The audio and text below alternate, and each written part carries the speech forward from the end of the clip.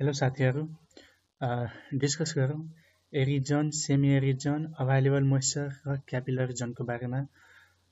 जब हामी इरिगेसनको प्रब्लम्सहरू ट्याकल गर्न जान्छौँ, अब्जेक्टिभ क्वेसनहरू सोल्युसन गर्छौँ, त्यति बेला चाहिँ हामीलाई यी थुप्रै कुराहरू चाहिँ ट्याकल गर्नुपर्ने हुन्छ र कन्फ्युजमा पारेको हुन्छ।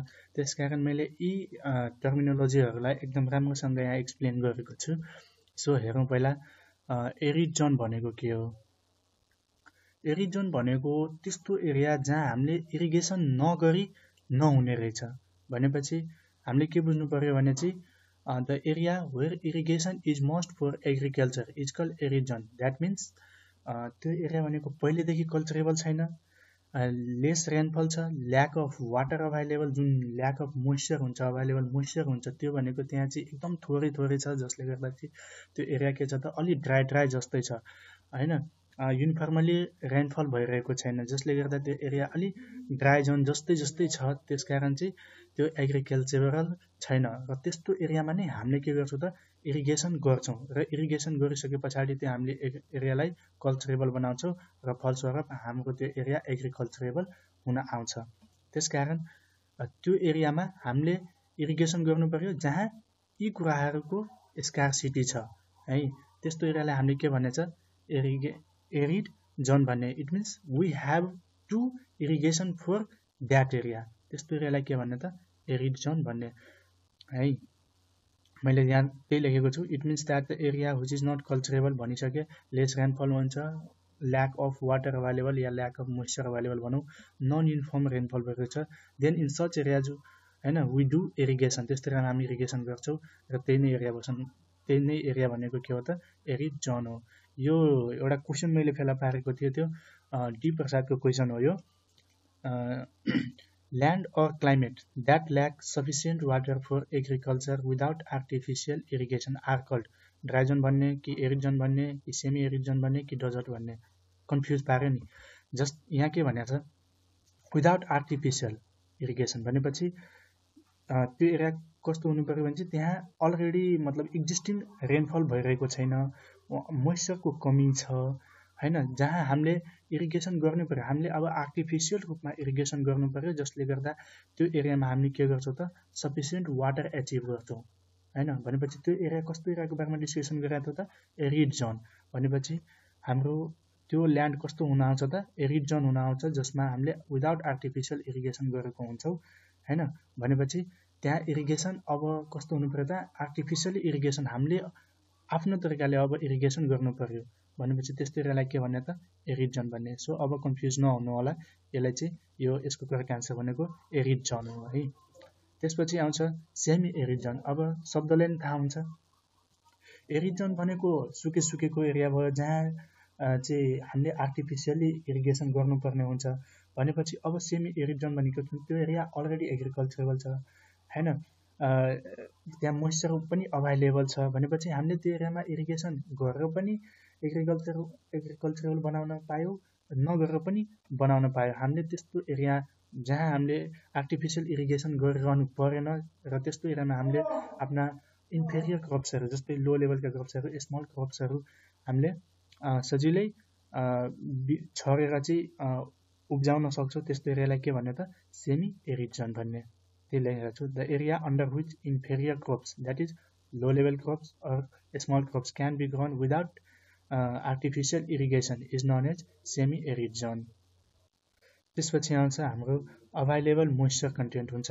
यो सोइलमा मोइस्चर कन्टेन्ट अब कतिको रहन्छ त्यो भनेको के हो त, यो भनेको के बुझ्नु पर्यो भने difference between field capacity and permanent wilting point, त्यो बिचको डिफरेन्सलाई अभाइल मोइस्चर कन्टेन्ट भन्छ। अब फिल्ड क्यापेसिटी भनेको के हो भने त जस्तै अब सोइलमा होइन जबसम्म त्यसको सेचुरेसन रहन्छ होइन त्यति बेलासम्म त्यसको ग्राभिटी जुन हुन्छ फुल्ली रूपले रिमुभ भइरहेको हुँदैन।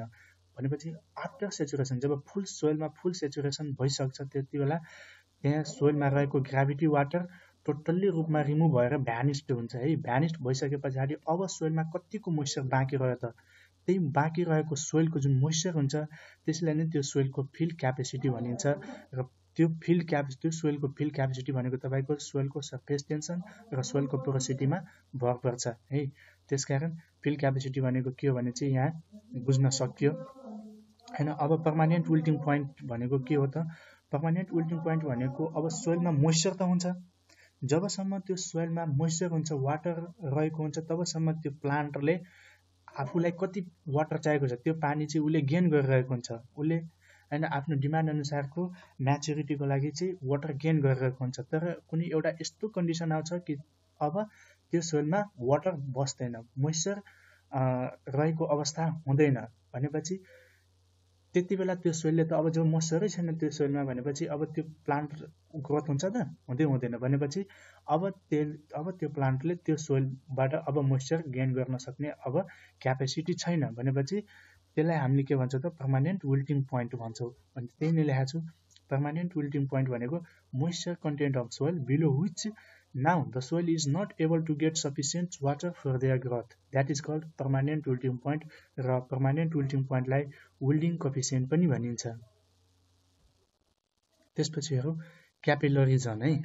अब क्यापिलरी जोन भनेको यो वाटर सोइलमा जब हामी सोइल कन्सिडरेसन गर्छौँ, सोइलको एनालाइसिस गर्छौँ, त्यति बेला यो हामीलाई चाहिँ थाहा भएको हुनुपर्छ। क्यापिलरी जोन भनेको के हो भने चाहिँ the area just above the water table in which water is held in the soil by surface tension is called capillary John.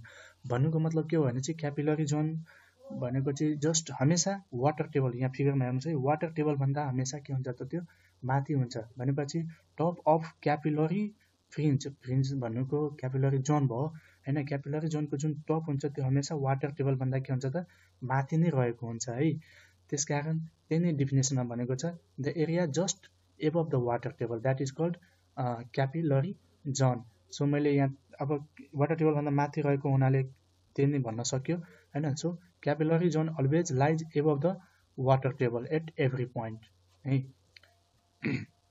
अब यो क्यापिलरी जोन तपाईँको अनसेचुरेटेड र सेचुरेटेड जोनको बिचमा हुन्छ भनेपछि सेचुरेटेड जोन भनेपछि वेट कन्डिसन भएको सोइल हुन्छ भनेपछि अब वेट कन्डिसन कस्तो हुन्छ? जब त्यहाँसम्म वाटर लेभल भन्दा त्यो सोइल त मुनि हुनु पर्यो भनेपछि वाटर लेभल भन्दा के छ त? यो मुनि छ, त्यसकारण यो सेचुरेटेड जोन भयो हैन। र त्योभन्दा माथिको जुन यो सर्फेस देखिन्छ हामी, यो सर्फेस भनेको हाम्रो सर्फेस जोन हो, जुन त्यहाँ भनेको वाटर लेभल अब त्यहाँ छैन, त्यसलाई चाहिँ हामी अनसेचुरेटेड जोन भन्छौँ है। सो फिगरमा एकदम क्लियर छ, सो कन्फ्युज नहुनु होला। यो यहाँ डी प्रसादमा एउटा क्वेसन पनि सोधेको छ, क्यापिलरी जोनको जुन टप हुन्छ त्यो वाटर टेबल भन्दा एभ्री पोइन्टमा मुनि हुन्छ कि माथि हुन्छ? सो कन्फ्युज नहुनु होला। क्यापिलरी जोनको जुन टप हुन्छ त्यो वाटर टेबल भन्दा एभ्री पोइन्टमा हमेसा अलवेज टाइम के हुन्छ त? माथि नै हुन्छ। साथीहरू विश्वास छ यहाँहरूले राम्रोसँग बुझ्नुभयो होला। नबुझेको खण्डमा चाहिँ कमेन्ट बक्समा कमेन्टमा लेख्नु होला आफूले नबुझेको कुराहरू। अनि मेरो च्यानललाई चाहिँ सब्सक्राइब गर्न नबिर्सनु, साइडमा प्रेस द बेल आइकन छ त्यो पनि प्रेस गर्न नबिर्सनु होला, ताकि मैले अब यस्तै भिडियोहरू बनाएँ भने चाहिँ यहाँहरूले सजिलै पाउन सक्नुहुनेछ हैन। त्यसकारण अनि साथीहरूमा सेयर पनि गर्नुहोस् र लाइक गर्न त फर्स्ट अफ अल बिर्सिँदै नबिर्सनु होला। So please subscribe the channel and press the bell icon. Thank you.